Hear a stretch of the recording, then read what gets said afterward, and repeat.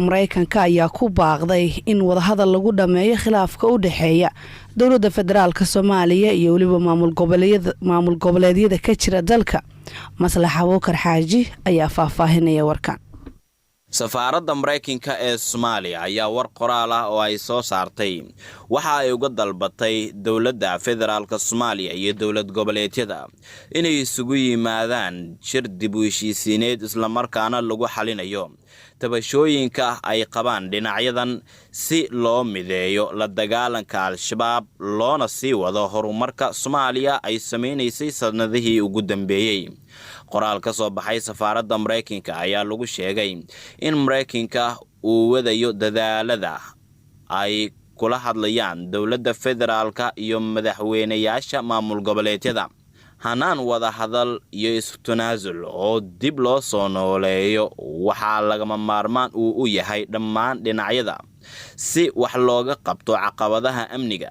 wanaaga dadka Soomaaliyeed dartood. dowladda Mareykanka waxa ka go'an inay sare u qaado hadafyada iyo ujeedooyinka aan wadaagno ayaa lagu yiri qoraalka. sidoo kale dowladda Mareykanka waxay sheegtay inay ka go'an tahay dhammaan dadka Soomaaliyeed inay ka taageerto dadaalada ay ku dhisanayaan hay'ado dawli ah oo ka shaqeeya baahiyahooda gaarka ah. waxaan garowsanahay in Soomaaliya ay marayso marxalad adag oo qayb ka ah safarkeeda ku wajahan dimuqraadiyadda iyada oo hanaankii doorashooyin ee dhawaan aysan wada noqon kuwo wada saxan. haddana waxaan dhammaan Soomaalida ugu baaqaynaa inay diiradda saaraan dib u heshiisiin ayaa lagu yiri iyaga oo dib u xaqiijinaya dib u heshiisiin dhex marta dowladda federaalka iyo dowladaha xubnaha ka hogaamiyaasha Soomaalida waxa ay ka dhabeyn doonaan balanqaadyadooda ah inay sare u qaadayaan siyaasad loo dhan yahay isla markaana raadinayaan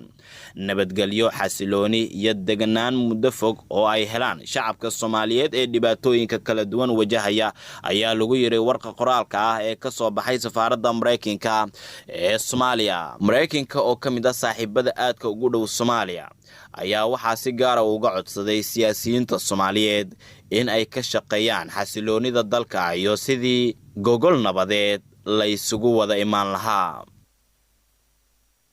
maslax aad baad u mahadsantahay. shir laba maalin uga socday wasaaradda waxbarashada Soomaaliya iyo kuwa maamul goboleedyada dalka ayaa warmurtiyeed laga soo saaray. Farxaan Maxamed Xuseen ayaa faahfaahinaya warkan. magaalada Muqdisho waxaa ku soo gabagaboobay shir looga hadlayay waxbarashada dalka si markaana u dhaxeeyay wasiirada maamul goboleedyada iyo dowladda dhexe ee Soomaaliya. shirka ayaa waxaa looga hadlayay sidii lagu diyaar garoobi lahaa imtixaanka dugsiyada hoose iyo sare ee 2020. sidoo kale shirkaasi ayaa waxaa ka maqnaa wasiirka wasaaradda waxbarashada maamulka Puntland oo khilaaf xoogan uu kala dhaxeeyay dowladda dhexe ee Soomaaliya. warmurteedka ka soo baxay shirkaasi ayaa waxaa warbaahinta u akhriyay Cabdi Gaashaan Cigaal oo ah la taliyaha wasaaradda waxbarashada ee xukuumadda Soomaaliya. qodobada heshiiska wadahadalku intuu socday kadib la isla fuguray ee lagu heshiiyay waxaa kamid ah qodobka koowaad in la dhowro muhiimadda ay leedahay mas'uuliyadda dastuuriga ah ee ku saabsan hubinta helitaanka adeegyo waxbarasho oo tayo leh oo ay helaan ardayda Soomaaliyeed.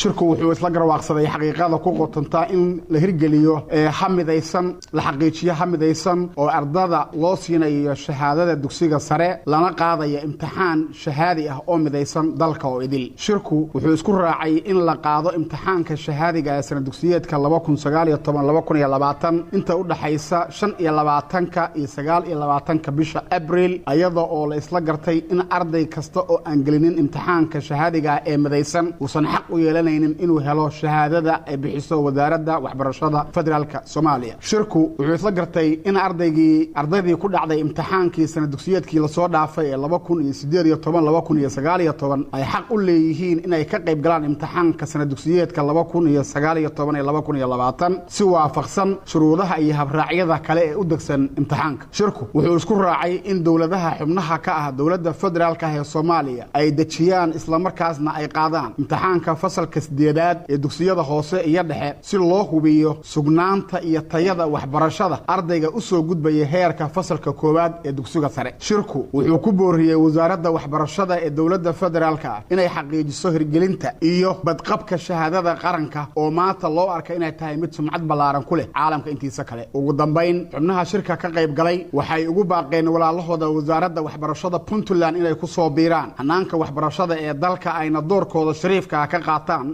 ammaanta mudan ay ka qaataan midaynta iyo tayadhowrka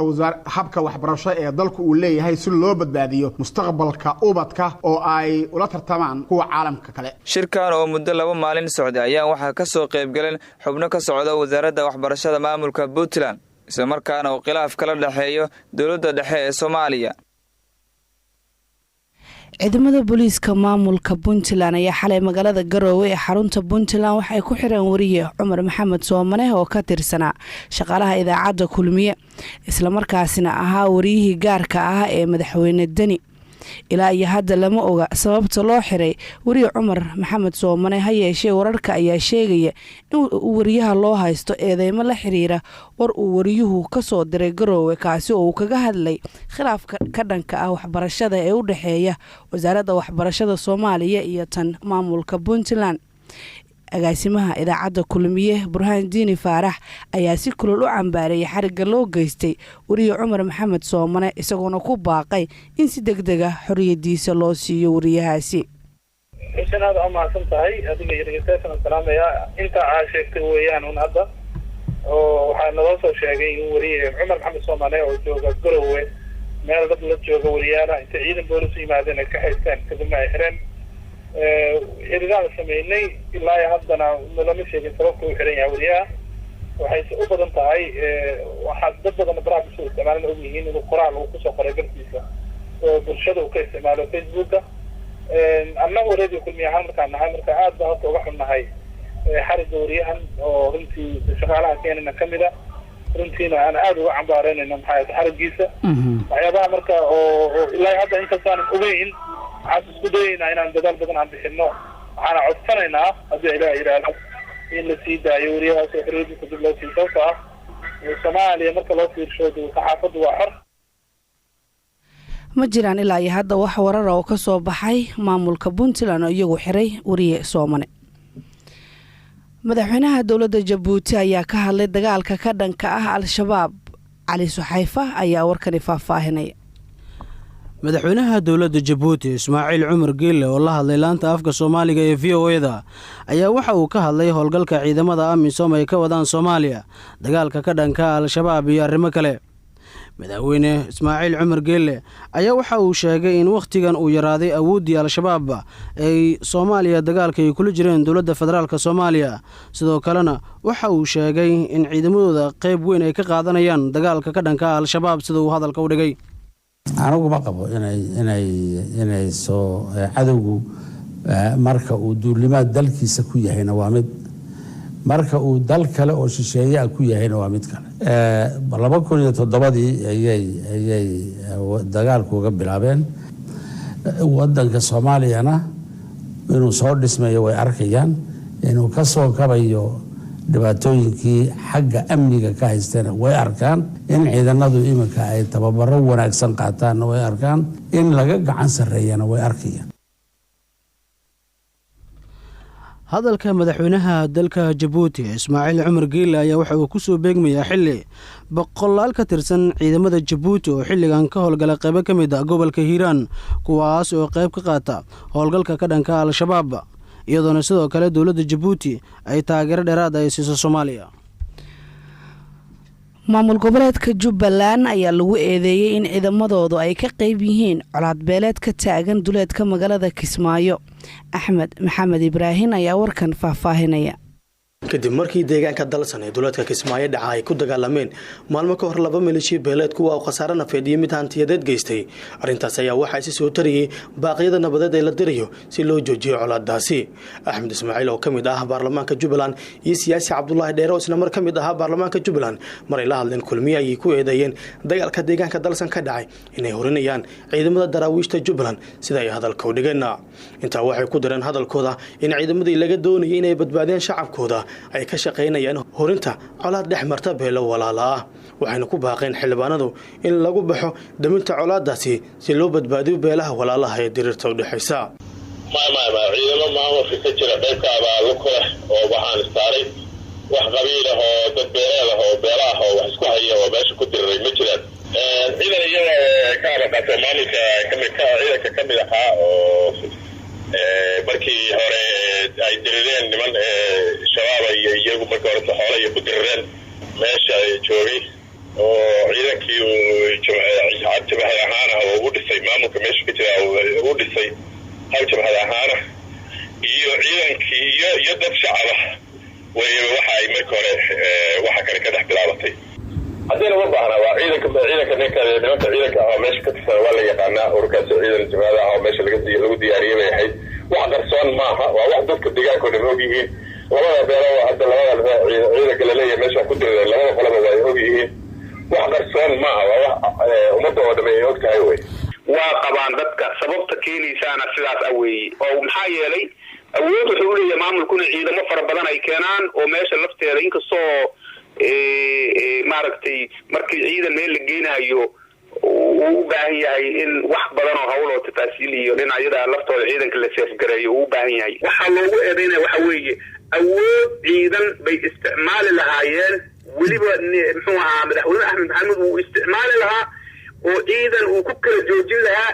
oo uu dhex dhigi lahaa yuusan sidii la rabay aysan uga qayb qaadanin baan aaminsanahay dad badan baa aaminsan sababta tuunka keenaysa sababtaas weeye maxaa yeelay guddi waa loo xisaaray guddigu inay xoog ku joojiyaan bay ahayd oo mataqaanaa arrintaas ay dhiig u istaago inuu sii socdo ma aha magaalada Kismaayo shalay waxaa ka dhacay dibadbax lagu dalbanayay joojinta colaadda ka taagan duleedka Kismaayo gaar ahaan deegaanka Dalsana madaxweynaha maamulka galmudug ayaa wasiiradii hore iyo shaqaalaha galmudug ku amray inay si degdeg ah u yimaadaan magaalada Dhuusamareeb maxamed cabdiweli tooxow ayaa warkan soo diray